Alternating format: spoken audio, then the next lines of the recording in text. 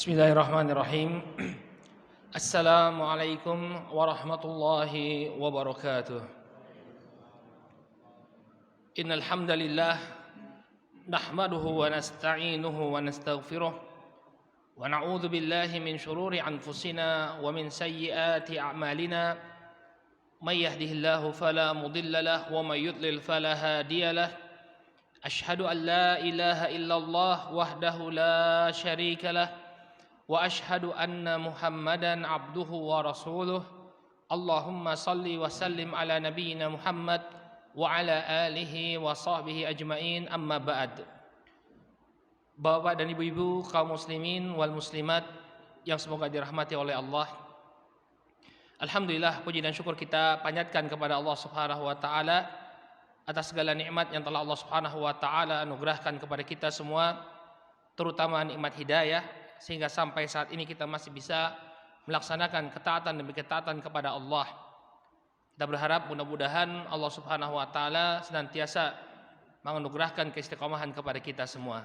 Amin ya rabbal alamin. Bapak dan ibu-ibu kaum muslimin wal muslimat yang semoga dimuliakan oleh Allah. Insyaallah kita akan kembali melanjutkan pelajaran kita membahas sirah atau perjalanan hidup dari junjungan kita Nabi Muhammad sallallahu alaihi wa ala alihi wasallam. Pada pertemuan yang terakhir kita telah paparkan bagaimana masa kehidupan beliau alaihi salatu wasallam di masa muda sebelum beliau menikah dengan Khadijah radhiyallahu taala anha. Beliau pernah mengikuti perang Fijar bersama paman-paman beliau. Telah kita sebutkan bahwa Nabi bertugas ketika itu mengumpulkan panah-panah yang telah dilontarkan oleh musuh untuk diberikan kepada paman-paman beliau. Demikian juga Nabi alaihi salatu wasallam mengikuti juga sesuatu atau suatu kesepakatan atau perjanjian yang disebut sebagai Hilful Fudul, di mana penduduk Makkah ketika itu mereka bersepakat untuk tidak membiarkan terjadinya kedzaliman di tengah-tengah kota Makkah. Nah, selanjutnya karena dikenal dengan akhlaknya yang baik, ketika itu Rasul sallallahu alaihi wasallam diamanahi untuk membawa barang dagangan milik seorang janda yang kaya raya ketika itu di kota Makkah, yakni Khadijah radhiyallahu taala anha. Ketika itu Khadijah mengutus beliau bersama seorang pembantu yang bernama Maisarah. Sudah kita ingatkan ya, Maisarah laki-laki bukan wanita. Ya. Nah, kemudian Khadijah melihat bahwa perdagangan yang dibawa oleh Nabi sallallahu alaihi wasallam mengalami keuntungan yang luar biasa. Ya, ada keberkahan di sana, maka Khadijah pun kemudian mengutarakan keinginannya untuk menikahi Rasul alaihi salatu wassalam. Ini pertemuan kita yang terakhir. Nah, ini yang tema yang akan kita bahas insyaallah di pertemuan malam hari ini, Bapak dan Ibu yang dimuliakan oleh Allah. Ya, ini berapa usia Khadijah radhiyallahu taala anha ketika menikah dengan Rasul sallallahu alaihi wasallam. Suatu perkara yang masyhur di tengah-tengah kita, yang tersebar di tengah-tengah kaum muslimin, bahwa ketika menikah dengan Rasul sallallahu alaihi wasallam itu usia Khadijah 40 tahun. Sedangkan Rasul sallallahu alaihi wasallam baru 25 tahun. Apakah benar yang seperti ini? Ya. Apakah benar bahwa Rasul sallallahu alaihi wasallam menikah dengan Khadijah dengan usia yang terpaut jauh? Rasulullah 25 tahun, Khadijah 40 tahun, berarti berapa? 15 tahun jaraknya. Baik, kita akan coba paparkan beberapa pendapat para ulama tentang usia Khadijah ketika menikah dengan Rasulullah. Baik, pendapat yang pertama bahwa usia beliau 40 tahun. Nah, ini yang masyhur di tengah-tengah kita. Disebutkan oleh Al-Imam Ibnu Sa'ad dalam At-Tabaqat Al-Kubra, ya, sebuah riwayat dari Al-Waqidi, bahwa Al-Waqidi mengatakan wa tazawwajaha Rasulullah sallallahu alaihi wasallam wa huwa ibnu 25 sanah.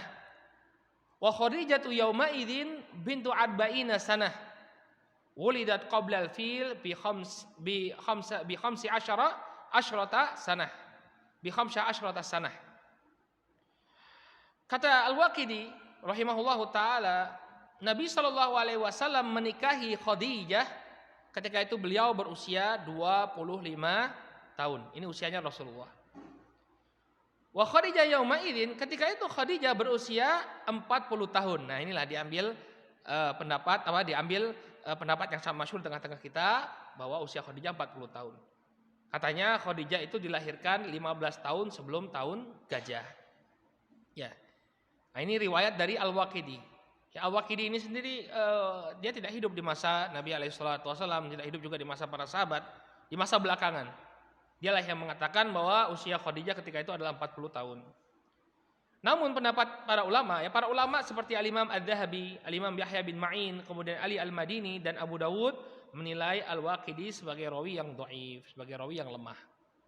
Jadi ini pendapat yang masyhur di tengah-tengah kita, ini bersumber dari seorang rawi yang dhaif, lemah. Kemudian pendapat yang kedua bahwa usia Khadijah radhiyallahu taala anha ketika menikah dengan Rasul sallallahu alaihi wasallam ini berusia 28 tahun. Diriwayatkan oleh Al-Imam Al-Hakim dalam Al-Mustadraknya, beliau meriwayatkan dari Muhammad bin Ishaq. Muhammad bin Ishaq ini adalah ulama yang sangat masyhur, ya, meriwayatkan tentang sirah an-nabawiyah. Beliau mengatakan wa kana laha yauma tazawwajaha 28 sanah. Pada hari pernikahannya ketika dinikahi oleh Nabi sallallahu alaihi wasallam, kata Al-Imam Ibnu Ishaq, usia Khadijah 28 tahun. Nah, ya, ini yang diriwayatkan dari Muhammad bin Ishaq. Maka mana pendapat yang lebih kuat di antara dua pendapat ini? Wallahu taala a'lam bissawab. Yang lebih kuat ya bahwa usia Khadijah radhiyallahu taala anha ketika menikah dengan Nabi sallallahu alaihi wasallam itu 28 tahun, bukan 40 tahun sebagaimana yang tersebar di tengah-tengah kita. Apa argumen yang menunjukkan kuatnya pendapat ini? Disebutkan oleh Syekh Akram dia Al-Umari dalam As-Sirah An-Nabawiyah As-Sahihah. Ya. Kata beliau memaparkan khilaf bagaimana yang kita sebutkan tadi. Ya, Ibnu Ishaq berpendapat bahwa Khadijah ketika menikah dengan Rasulullah berusia 28 tahun. Sebaliknya pada riwayat Al-Waqidi disebutkan bahwa usianya adalah 40 tahun. Ya, bahwa usianya adalah 40 tahun. Kemudian kata Syekh Akram dia Al-Umari bahwa Khadijah melahirkan anak dari Rasul sallallahu alaihi wasallam, ya, 2 laki-laki dan 4 orang perempuan. Jadi Khadijah itu memiliki anak dari Rasul sallallahu alaihi wasallam itu 6 orang anak. 4 orang laki-laki, nanti kita jabarkan. 4 orang perempuan, dan 2 orang laki-laki. Nah, keberadaan 6 orang anak ini kata para ulama menguatkan bahwa Khadijah itu menikah usianya 28 tahun. Kenapa? Karena usia 40 tahun itu sudah mendekati apa? Menopause. Ya enggak? Kalau wanita sudah mendekati usia menopause akan sulit baginya untuk melahirkan, apalagi anak yang banyak ya. Sampai 6 orang anak. Nah, ini pendapat Syekh Akram dia Al-Umari, beliau menguatkan bahwa Khadijah radhiyallahu taala ketika menikah dengan Nabi usianya 28 tahun. Kalau 28 tahun mungkin enggak punya 6 orang anak? Mungkin. Taruhlah 2 orang anak per tahun. Ya, 2 orang anak per tahun. Ya masih mungkin. 2 kali 6 12. 12 tambah 28 40. Masih mungkin. Sangat mungkin sekali sebelum beliau memasuki usia menopause. Ya, maka kesimpulannya yang lebih kuat bahwa usia Khadijah ketika menikah dengan Rasulullah SAW usianya 28 tahun. Alasannya kenapa ini yang lebih kuat? Yang pertama tadi yang mengatakan 40 tahun seorang rawi yang dhaif. Kemudian yang kedua, ya, kalau sudah usia 40 tahun sulit bagi dia karena sudah mendekati usia menopause, maka lebih sulit untuk melahirkan 6 orang anak. Ada satu hujah lagi yang disebutkan oleh Al-Imam Ibnu Katsir rahimahullahu taala, ya, bahwa dikatakan ketika Khadijah meninggal dunia sebelum Nabi alaihi salatu wasallam hijrah ke kota Madinah, kan istri beliau Khadijah meninggal dulu. Ya, berdekatan dengan wafatnya Abu Thalib. Ya, ketika meninggal Khadijah itu usianya 50 tahunan katanya. 50 tahunan. Ya. Maka kalau misalnya Khadijah itu menikah pada usia 40 tahun, enggak mungkin meninggalnya di usia 50 tahunan, pasti lebih 60 tahunan. Kenapa? Karena beliau menikah dengan Nabi 25 tahun, Nabi diangkat jadi Nabi 40 tahun, ada 15 tahun. Kemudian sebelum Nabi hijrah itu 10 tahun, berarti ada 25 tahun setelah pernikahan beliau, baru beliau meninggal dunia. Jadi Nabi menjalani mahligai pernikahan dengan Khadijah itu sekitar 25 tahun. Kalau usianya 28 tahun, 28 tambah 25 itu 53, pas kan? 50-an. Tapi kalau usianya 40 tahun tambah 25, berarti usia Khadijah ketika meninggal berapa? 65. Ya, ini ada kontradiksi dengan riwayat yang mengatakan bahwa Khadijah meninggal di usianya yang ke-50 tahunan. Jadi kalau kita bilang 28 tahun, klop semua. Klop. Dari sisi anak, ya, ini sangat dimungkinkan, kemudian cocok dengan usia beliau ketika meninggal dunia. Ya. Jadi usia Khadijah radhiyallahu taala anha ya ketika itu adalah 28 tahun. Ini pendapat yang lebih kuat. Nah, kemudian bagaimana proses pernikahan Khadijah radhiyallahu taala anha? Sudah kita singgung ya bahwa yang pertama kali menyatakan ingin menikah itu siapa? Khadijah. Khadijah menghubungi seorang teman wanitanya, sahabatnya yang bernama Nafisah binti Munayyah. Kemudian Nafisah binti Munayyah ini yang menemui Rasul alaihi salatu wassalam. Yang menemui Rasul sallallahu alaihi wasallam kemudian mengungkapkan ya keinginan Khadijah untuk menikah dengan beliau. Kemudian Nabi sallallahu alaihi wasallam pun menyetujui ya gayung bersambut. Beliau kemudian menyebutkan ini atau mengisahkan ini, mengkabarkan niat Khadijah ini kepada paman beliau Abu Thalib dan juga Hamzah. Kemudian mereka pun melamar Khadijah ya. Jadi bukan merupakan satu aib apabila seorang wanita yang sudah siap untuk menikah kemudian dia melihat ada seorang laki-laki yang saleh lalu dia mengutarakan keinginan untuk menikahi laki-laki tersebut. Ini bukan aib. Khadijah tidak malu untuk kemudian mengungkapkan bahwa dia ingin menikah dengan Rasulullah Shallallahu alaihi wasallam. Kemudian permasalahan selanjutnya, siapa yang menikahkan Khadijah? Nah, ini penting untuk kita bahas. Karena berhubungan dengan kisah pernikahannya beliau. Pendapat yang pertama mengatakan bahwa yang menikahkan beliau ini adalah ayah beliau sendiri yang bernama Khuwailid bin Asad. Ya, Khuwailid bin Asad. Nah, ini dalam riwayat Imam Ahmad disebutkan ada dramanya ini ya, ketika Khadijah ingin menikah. Menurut pendapat yang pertama ini ya, pendapat bahwa yang menikahkan Khadijah adalah bapaknya sendiri. Jadi disebutkan dalam riwayat Imam Ahmad bahwa Khuwailid ini tidak mau memiliki menantu Rasulullah. Alasannya simpel saja, materialistis. Rasul Shallallahu alaihi wasallam ini seorang pemuda yang miskin. Ya pegawainya Khadijah ya, bukan saudagar, bukan orang yang kaya. Dan kemarin kita sebutkan ketika wanita-wanita menawarkan jasa menyusui bayi, gak ada yang mau menyusui Rasulullah. Karena apa? Miskin, anak yatim. Maka Khuwailid ini gak mau dia punya mantu Rasulullah Sallallahu Alaihi Wasallam ketika itu. Maka kemudian disebutkan dalam riwayat Imam Ahmad ini, Khadijah membuat sebuah pesta. Jadi dia buat sebuah pesta, kemudian bapaknya dikasih makan, bapaknya dikasih minuman khamr. Zaman dahulu biasa ya orang minum khamr. Sampai kemudian bapaknya ini hilang separuh akalnya, kemudian dia minta untuk menikahkannya dengan Rasulullah. Maka kemudian dinikahkan Rasul Shallallahu Alaihi Wasallam dengan Khadijah. Ya, ketika bapaknya sadar, ya kata Khadijah, ya terima kasih Pak, udah dinikahkan. Hah? Kaget dia. Sudah menikah Khadijah dengan Rasul Shallallahu Alaihi Wasallam. Ini riwayat yang pertama. Kemudian riwayat yang kedua menyebutkan bahwa yang menikahkan beliau adalah paman beliau, yakni Amr bin Asad. Khuwailid bin Asad ya, punya saudara laki-laki Amr bin Asad. Yang menikahkan Khadijah adalah paman beliau, Amr bin Asad. Ya. Kenapa? Disebutkan oleh para ulama, kenapa Khadijah dinikahi oleh pamannya? Dinikahkan oleh pamannya karena bapaknya yakni Khuwailid ini sudah meninggal bahkan sebelum perang Fijar. Perang Fijar yang tadi pertama kita sebutkan, yang Nabi ikut serta dalam perang tersebut mengumpulkan anak panah. Jadi bahkan sebelum Nabi ikut perang Fijar, bapaknya Khadijah ini sudah meninggal. Sehingga riwayatnya Imam Ahmad ini riwayat yang dhaif, riwayat yang lemah. Ya. Nah, dijelaskan oleh Imam Ibnu Katsir rahimahullahu taala bahwa Az-Zuhri telah menyebutkan dalam sirahnya ayah Khadijah menikahkan Khadijah dalam keadaan mabuk. Demikian juga beliau meriwayatkan riwayat-riwayat yang senada. Demikian juga atau berbeda dengan itu, As-Suhaili menghikayatkan bahwa Al-Mu'ammili menyebutkan para ulama sepakat yang menikahkan Khadijah adalah paman beliau yang bernama Amr bin Asad. Amr inilah yang menikahkan Khadijah dengan Rasulullah kemudian pendapat ini yang dikuatkan oleh As-Suhaili, beliau menghikayatkannya dari Ibnu Abbas dan Aisyah bahwa keduanya mengatakan Khuwailid, yakni ayahnya Khadijah radhiyallahu taala anha telah meninggal dunia sebelum perang Fijar.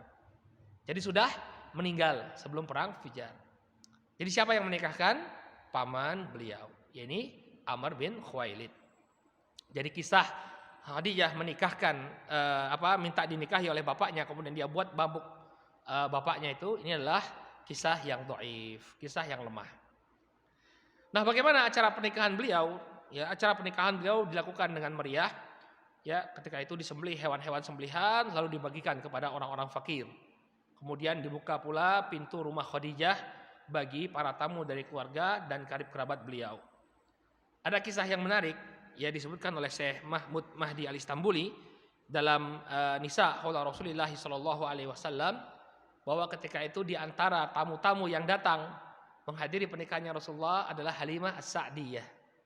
Ya, wanita yang pernah menyusui beliau. Jadi ternyata Halimah itu datang ke pernikahannya Nabi sallallahu alaihi wasallam. Maka Khadijah ini menunjukkan ketinggian akhlaknya Khadijah. Ketika mengetahui bahwa Halimah ini memiliki jasa terhadap Rasulullah sallallahu alaihi wasallam, pernah menyusui Nabi alaihi salatu wasallam, maka Khadijah pun memberikan hadiah kepada Halimah yang telah bersedia datang. Apa hadiahnya? 40 ekor kambing. Ya, dibagikan kepada Halimah As-Sa'diyah, diberikan kepada Halimah As-Sa'diyah. 40 ekor kambing kalau dijadikan sate berapa itu, Pak? Banyak sekali ya. Diberikan kepada Halimah. Ini menunjukkan ya Khadijah ini memang tinggi sekali akhlaknya. Ya, akhlaknya sangat mulia, orangnya sangat dermawan. Dan dia menghormati suaminya. Oh, ini wanita yang sudah berjasa kepada suamiku, diberikan 40 ekor kambing. Nah, dari sisi Halimah sendiri ternyata apa? Keberkahan Rasulullah SAW yang dia susui berapa puluh tahun yang lalu, ya, 20 tahun yang lalu, ternyata masih terasa. Ya, ketika sudah menikah Nabi SAW, Halimah masih tetap mendapatkan keberkahan dari Rasulullah SAW. Luar biasa. Nah, baik. Nah, Allah Subhanahu wa taala telah memilihkan bagi Rasul sallallahu alaihi wasallam seorang wanita yang mendampingi masa-masa awal kenabian beliau. Tentu bukan wanita yang sembarangan. Ya, banyak orang mengatakan di balik seorang pria yang hebat ada sosok wanita yang mendukungnya. Ya. Jadi kalau ada orang hebat, ya biasanya ada sosok wanita yang mendukungnya. Ya, jadi Rasulullah SAW juga begitu. Ya, di belakang Nabi SAW ada sosok Khadijah radhiyallahu taala anha yang memiliki berbagai macam keutamaan. Ya, di antara keutamaannya yang disebutkan dalam hadis, ya, bahwa Khadijah ini wanita yang mendapatkan salam langsung dari Jibril alaihissalam dan juga dari Allah Subhanahu wa taala.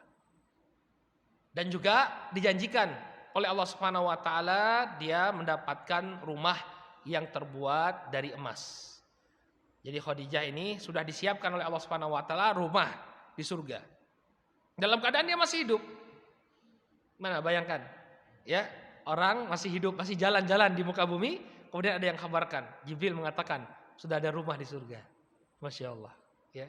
Sama kayak Bilal ya. Bilal itu orangnya masih hidup ketika itu, tapi suara sendalnya sudah kedengaran di surga. Masya Allah. Orang-orang yang memiliki keutamaan. Nah, disebutkan dalam hadis yang dikeluarkan oleh Al-Bukhari dan Muslim dari sahabat Abu Hurairah radhiyallahu taala anhu, beliau mengatakan bahwa suatu ketika Jibril mendatangi Rasulullah SAW. Kemudian mengatakan, ya Rasulullah, hadhihi Khadijah qad atat ma'aha ina'un fihi idam au ta'am au syarab. Wahai Rasulullah, ini istrimu Khadijah akan segera datang dan dia membawa ya sebuah bejana, sebuah nampan yang berisi lauk pauk atau makanan atau minuman. Fa idza hiya atatka faqra 'alaiha salam min rabbiha wa minni. Kalau nanti dia sudah datang, kalau nanti istrimu ini sudah datang, sampaikan kepadanya bahwa ya Allah Subhanahu wa taala dan juga aku menyampaikan salam kepadanya. Masya Allah. Seorang wanita yang mulia dapat salam dari siapa? Allah Subhanahu wa taala dan juga Jibril alaihissalam. Tidak sampai di situ kata Jibril alaihissalam, ya. Wa basyirha bi baitin fil jannah min qasab la sahaba fihi wala nasab. Dan berilah kabar gembira kepada Khadijah bahwa ya di surga sudah ada sebuah istana, sebuah rumah baginya yang terbuat dari emas, yang di dalamnya tidak ada kebisingan dan tidak ada kepenatan. Khadijah masih berjalan di muka bumi ketika itu. Luar biasa keutamaan ya yang ada pada diri Khadijah. Allah menyampaikan salam kepadanya dan juga telah disediakan rumah yang terbuat dari emas di surga. Kemudian apa lagi keutamaan Khadijah? Khadijah ini adalah wanita yang terbaik. Rasulullah SAW sendiri yang mengatakannya.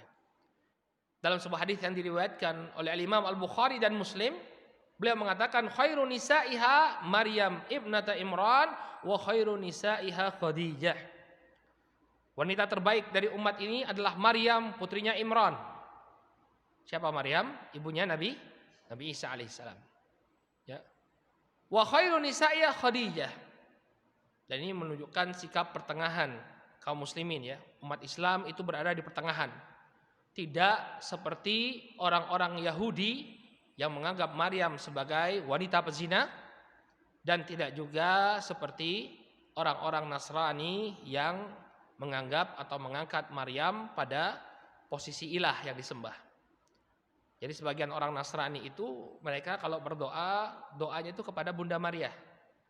Makanya di rumah-rumah itu ada patung Bunda Maria. Mereka berdoanya kepada Bunda Maria.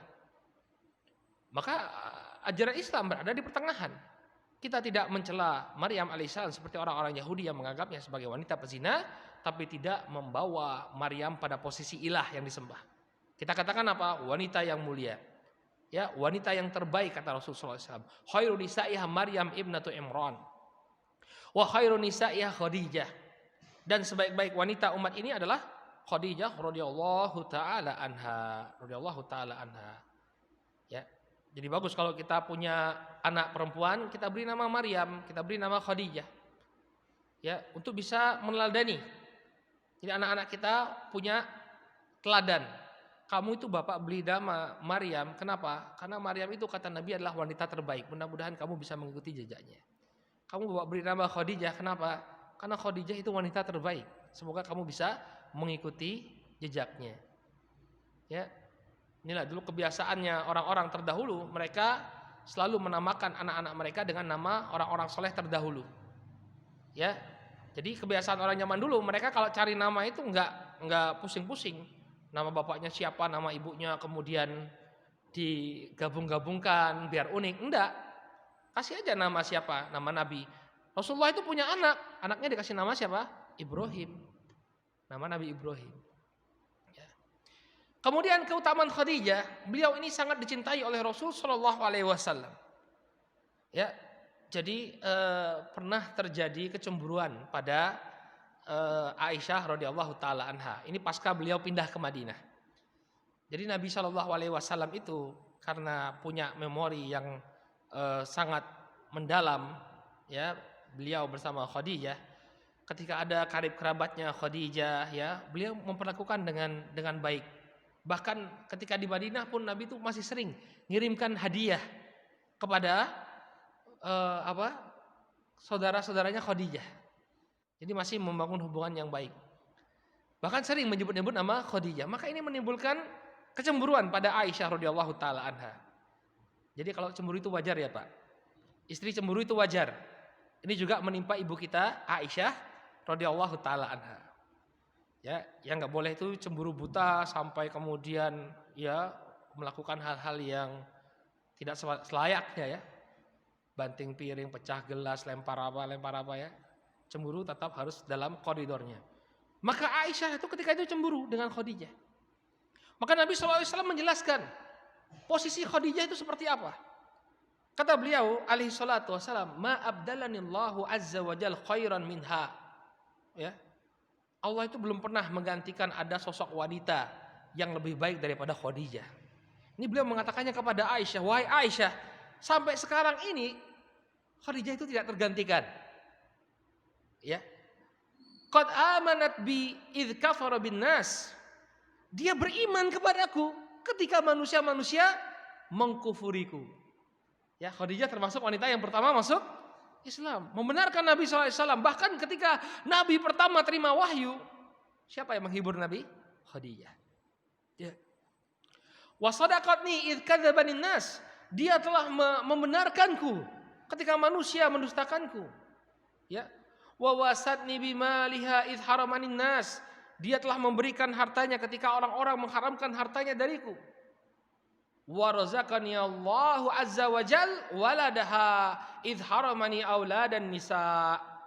Dan Allah ya telah menganugerahkan kepadaku melaluinya ya anak-anak, di mana yang lainnya Allah haramkan untuk memberikan anak-anak kepadaku. Maksudnya Allah tidak memberikan anak-anak kepada Nabi sallallahu alaihi wasallam kecuali dari Khadijah. Dan juga siapa? Satu orang lagi, Maria Al-Qibtiyah. Tapi ini tidak teranggap sebagai istri Nabi. Maria ini Ummul Walad, ya, seorang budak wanita yang dianugerahkan oleh Muqawqis, bukan seorang wanita yang dinikahi oleh Nabi sallallahu alaihi wasallam. Ya. Nah, Khadijah yang memberikan anak, enggak ada. Ya, Aisyah enggak punya anak, kemudian Maimunah, kemudian Ummu Salamah, ya, tidak memberikan anak kepada Nabi alaihi salatu wasallam. Saudah enggak berikan anak kepada Nabi. Khadijah memberikan anak kepada Nabi alaihi salatu wasallam. Jadi wajar kalau Nabi sallallahu alaihi wasallam itu memiliki cinta yang sangat mendalam kepada Khadijah radhiyallahu taala anha. Al-Imam Ibnu Katsir rahimahullahu taala menyebutkan, ya, Khadijah ini memiliki banyak keutamaan dan dikenal sebagai orang yang pertama. Yang pertama, beliau adalah wanita yang pertama dinikahi oleh Rasulullah. Serba pertama. Siapa wanita yang pertama kali dinikahi oleh Khadijah? Ya, oleh Rasulullah? Khadijah. Kemudian yang pertama kali beriman kepada Rasulullah. Siapa? Khadijah. Nanti kita akan sampai pada kisah turunnya wahyu yang pertama kali. Khadijah lah yang pertama kali menenangkan Rasulullah SAW. Kemudian juga yang pertama kali sholat bersama Rasulullah. Khadijah. Khadijah orang yang pertama kali sholat bersama Rasulullah. Jibril alaihissalam mengajarkan sholat kepada Nabi. Kemudian beliau pun sholat bersama Khadijah. Jadi yang pertama kali sholat bersama Rasulullah dan pertama kali yang diajarkan oleh Nabi sholat adalah Khadijah. Kemudian yang keempat kata Imam Ibnu Katsir, beliau adalah yang pertama kali memberikan anak kepada Rasulullah.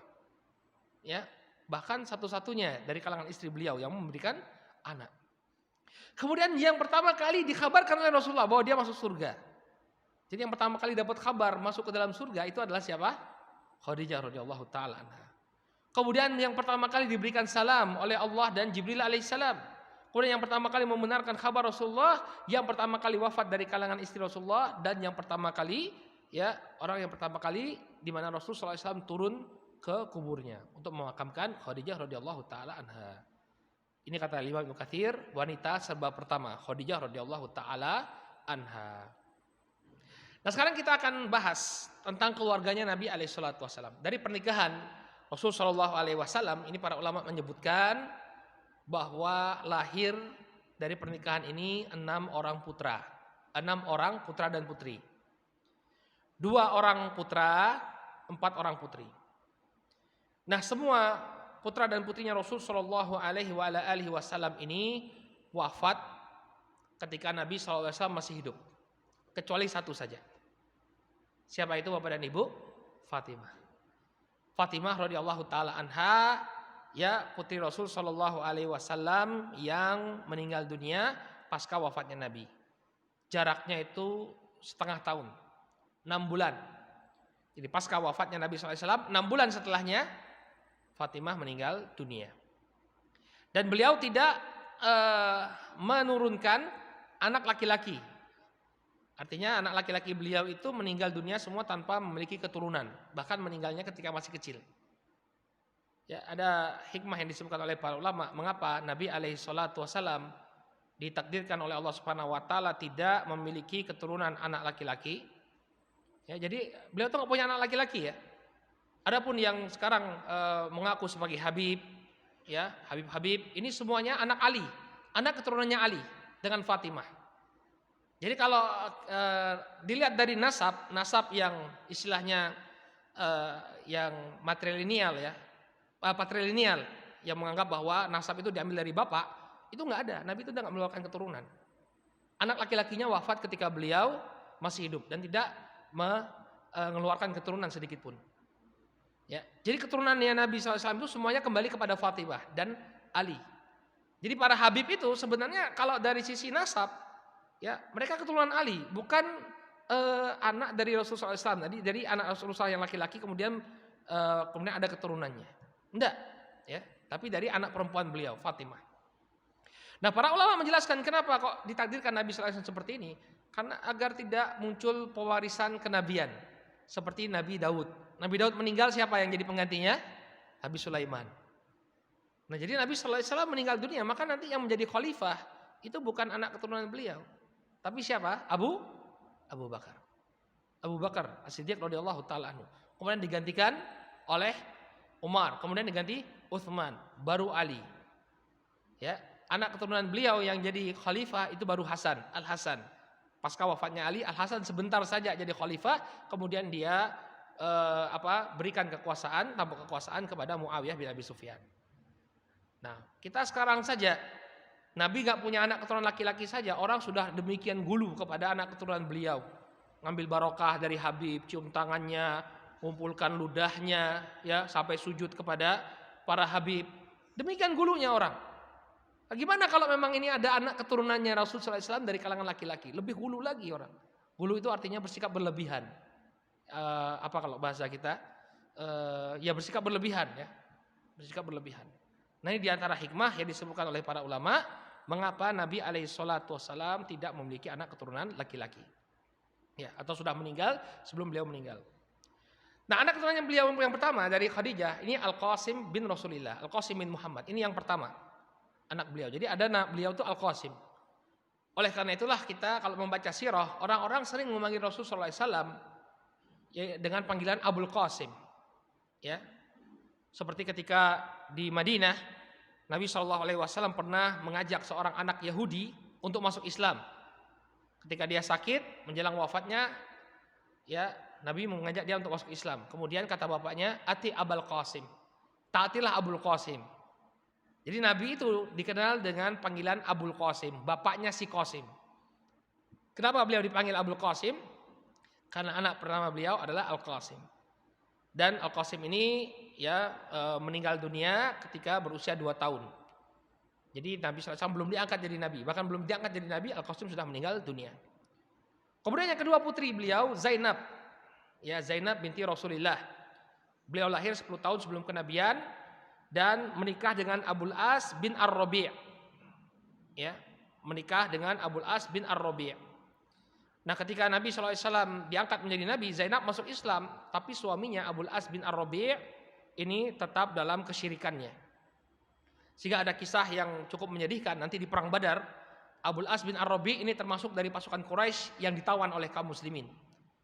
Maka setelah bermusyawarah dengan para sahabat, Rasulullah SAW memutuskan barang siapa yang ingin anggota keluarganya dibebaskan harus bayar sejumlah uang. Atau membayar apa istilahnya uang pengganti, jaminan ya untuk melepaskan mereka.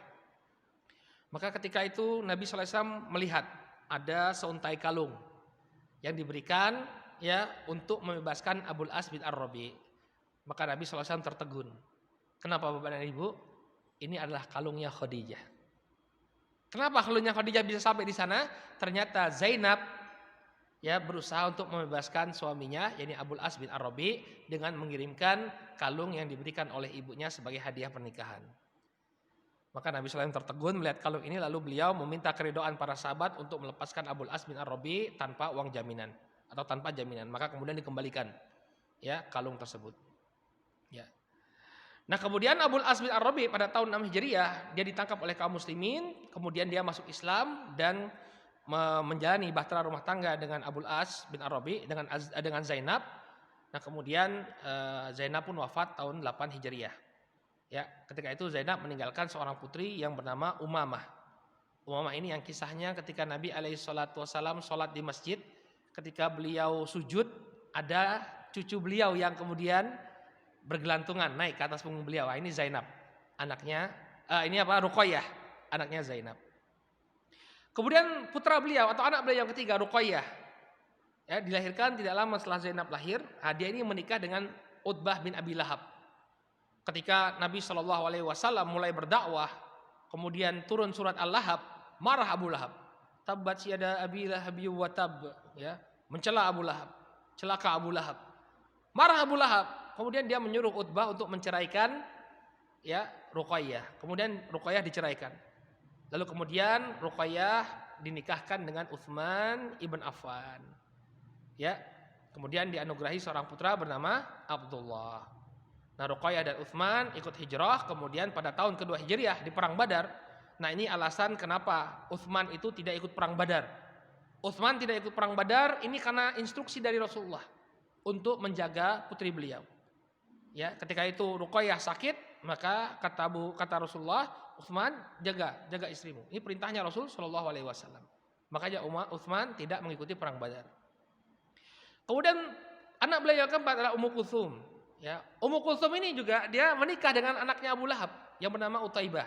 Sama dengan nasibnya Ruqayyah, dia pun disuruh cerai. Maka diceraikan. Kemudian setelah Ruqayyah wafat pada tahun kedua Hijriyah, maka Utsman menikahi Ummu Kulsum. Jadi tidak menikah secara langsung dua orang kakak beradik dinikahi, tidak. Kakaknya meninggal dulu baru kemudian adiknya dinikahi. Ya, makanya Utsman disebut sebagai Dzunnurain, pemilik dua cahaya. Kenapa? Karena dia menikah dengan dua orang putrinya Rasulullah SAW, Ruqayyah dan Ummu Kulsum. Nah, Ummu Kulsum meninggal tanpa meninggalkan keturunan. Nah, kemudian Fatimah. Nah, Fatimah ini lahir 5 tahun sebelum kenabian. Kemudian dia menikah dengan Ali bin Abi Thalib. Dari pernikahan ini lahir 4 orang anak. Ada Hasan, kemudian Husain, Zainab, dan Ummu Kulsum. Nah, Ummu Kulsum ini nanti yang dinikahkan dengan Umar. Jadi anaknya Fatimah dan Ali itu ada yang menikah dengan Umar, yakni Ummu Kulsum.